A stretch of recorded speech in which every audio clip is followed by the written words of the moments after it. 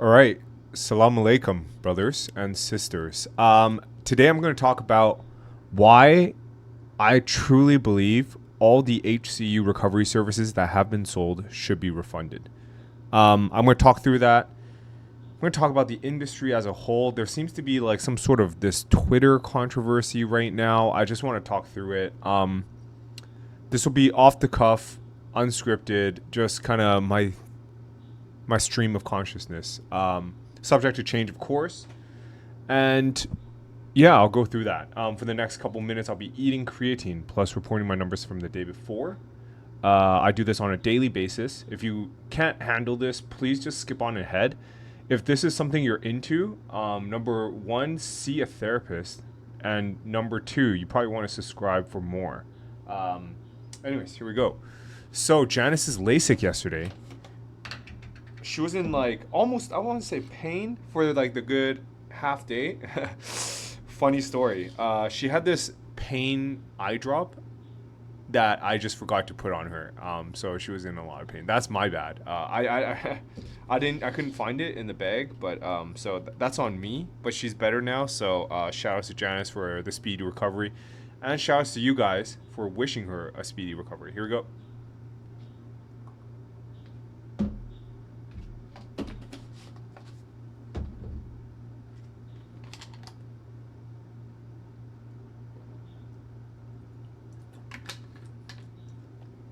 All right. Won't beat around the bush today. We'll just skip right to it. All right. So, I sent out this tweet, I think yesterday night. Yeah, 8 p.m. Right before I kind of like put Janice to bed. I said that SEOs who sold HCU recovery audits and services should issue a refund or be named and shamed. Because despite me being a flaming capitalist and opportunist, I feel like this is where I draw the line. I feel like preying on these victims of the HCU update is extremely low. And people have been DMing me names of like people who have been giving out audits during this time. And it just leaves a bad taste in my mouth. I don't know. Should I be allowed to call these people out simply because where I draw the line is different from where they draw the line? You know, in a free market, this should be allowed to happen. But I just feel like this is where I draw the line. I don't know. What do you guys think? Obviously, I'm going to keep it classy. People are saying, oh, but I signed an NDA on this audit. I spent $5K. They gave me some very generic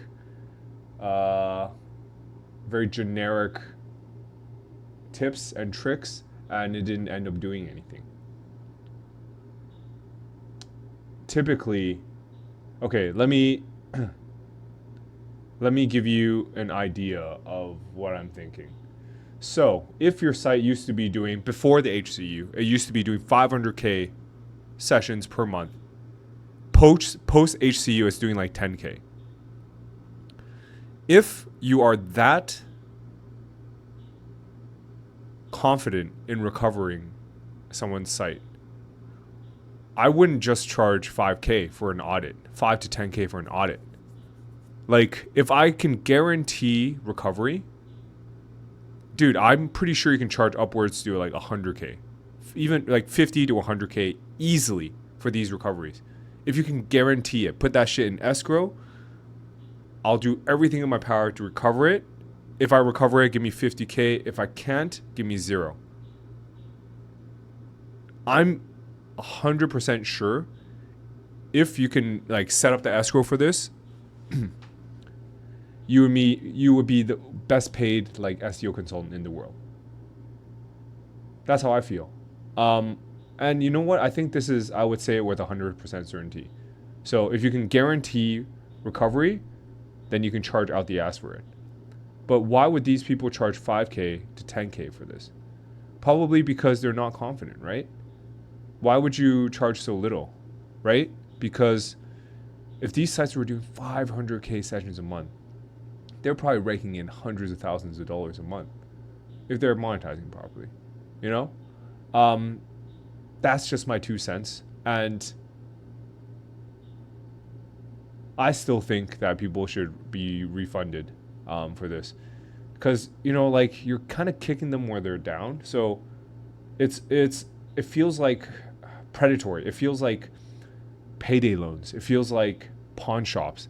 When people are preying on you when you're very down, like payday loans, you're short on money, preying on the lower income families. Pawn shops, people are tight on cash. They have to pawn off their, Rolexes on like 10 cents on the dollar, stuff like that. You get cash instantly, just leaves a bad taste in my mouth. But I'll leave you with this. I'll leave you with the tip of the day. Especially if you're watching and you have an HCU hit site. If you sign up for the first link in the description, I'll talk about one method that has been working superbly. Like, I haven't been able to replicate it, but I've seen sites that have recovered so far. But this is what they've been doing. All right. So you take your HCU hit site. I've talked about this in the past. All right. Try it. Don't knock it till you try it. If it works, you owe me an advised subscription. If it doesn't, let me know. I'll take a look at it for you for free. Because you know what? I know the pain when you take a 90%, 95% hit on your site. All right? I'm sorry you have to go through this. Hopefully you're speaking to people in the industry. Hopefully you can deal with it with other people. If you guys need anyone to talk to, especially if you've been hit hard, I'm always open. My DMs are always open. Shoot me a message. We could chat through it, your thought process, how I think you should move forward. But yeah, anyways, you take your hit site, you find an aged domain in the same industry, same niche, and make sure there's some sort of classifier on that domain. How would you know? I'd say you move some of your... So in the past, I've said the best way to recover from the HCU is if you migrate all the content on your hit site onto the non-hit site, and then you de-index the hit site. Typically, this new site would just moon, right? But here's what people in the advised community are reporting. All right, from this is the charts. Is instead of just letting the old domain drop, what they've been doing is they've been pointing the canonical from the old domain to the new domain.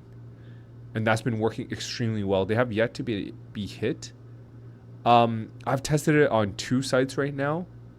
And frankly, I don't see it working. It's like, it doesn't look like this. It looks straight up, but it doesn't look like it's mooning. All right. So it's kind of stagnant. So if before update was like 50K sessions a month, right now it's just showing 1K. Yes, it's higher than before. It was at 0 or like a couple hundred sessions a month. So it's at 1K right now. Does that make sense? It's like kind of getting back, but not really. So that's what people are reporting, and I've seen their domains. It works. People have seen success with it, and but okay, with my tactic, what I used was an aged domain with 0 authority, if that makes sense. So I simply registered a domain 2 years ago in the same niche, but I didn't do anything with it. It was just like squatted on. But these guys, they bought like aged domains from GoDaddy, auction domains from, I don't know, Otis, etc., and they've seen success with it. So I just want to report it to you. I personally haven't seen much success. Maybe I should buy an aged domain and test this out, and I'll keep you guys posted. But this kind of proves that there's some sort of classifier on the old site, and the content is still good. So use this take this knowledge and implement it. Like, let me brainstorm a couple ideas. So if I take your content, which is already good in Google's eyes, because you used to get 500K sessions a month, right? If I moved it onto a partnership site, completely new, like a text, let's say Retro Dodo, all right? I move it into, what's a text site? I don't know, Wired. If I move it to Wired subdirectory, so wired.com/retro, I bet you anything you'd shoot right to the top. For all your old keywords, you just come back. All right. That's, I would say with 100% certainty, unless Wired has been hit with the classifier itself. I'm assuming Wired has not been hit in this scenario. So even if you just drop the domain of RetroDodo, you migrate all the content onto wired.com/retro, I would say with 90+% certainty you'd moon. But if you want, the method I'm talking about today is if you migrate the content and then you point your canonical one-to-one. So like retrododo.com/indexy moves to wired.com/retro/indexy. Like it's like a wildcard canonical. People are seeing success with it. So give it a try. And right, when you move over content, by the way, you need to change publish date. This is something that I should talk about. Publish date, you can manually do it because it's like a freshness signal. That's what I used to do for all the sites I buy. Is the first thing I do is I change publish date to the most recent date, and the jumps are crazy. All right, it still works. If you want a plugin to do that, just sign up for Revive.so. Check it out here, Revive.so/pricing. Popping the fuck off. Just try it out. All right, try out the free version first. And if you want us to rewrite the first paragraph of every article on your behalf, the paid version works. All right.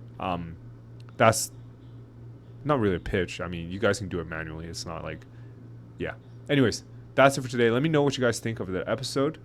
And I'm sorry if you guys are going through the HCU still, and Twitter has been helpful. It's so negative nowadays. But yeah, let me answer some questions from the day before. All right. So gonna speed run this because we got no time. Good luck with the LASIK. Thank you.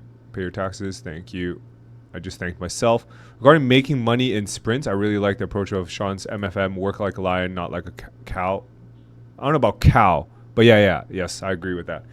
Working more in sprints and resting period. When something flies, go all in and make as much as possible. Exactly. So, example. Peter likes the not trying to marry a Helen Keller. Yep. Right. Side note. Channel members, by the way, get live stream tomorrow. So sign up for the second link in the description if you want to join the live stream. I kind of just hang out for 30 minutes. You're going to ask me anything you want. And I tend to reveal more in these sessions because it's closed. But yes, a good example of me sprinting versus resting. Like right now, I'd consider I'm in like a resting period. But when I sprinted, it was during the partnership run. Do you guys remember that? Absolutely insane. So in the beginning of the year, I started this whole quote unquote partnership movement. Absolutely insane. I don't believe anyone, well, besides 3 shifts, like if you're like a proper company with like massive amount of employees, they're able to scale up. If you're like almost a solopreneur with like a small team, I don't believe anyone would have been able to scale up as quickly as I have and set up processes like I have. Like to go from, I was like doing, I would say 50K a month in affiliate to like 500K a month in affiliate in like 2 months. You know how hard that was? It's insane. But like I worked super hard for that. Yeah, just, I don't know what I'm even saying. Just remember, when you catch something that's like, it's got potential, you gotta push as hard as possible. Anyways, that's it for now. Catch you guys tomorrow. I gotta render the video. Gotta go to the LASIK center to have Janice checked up. Anyways, take it easy.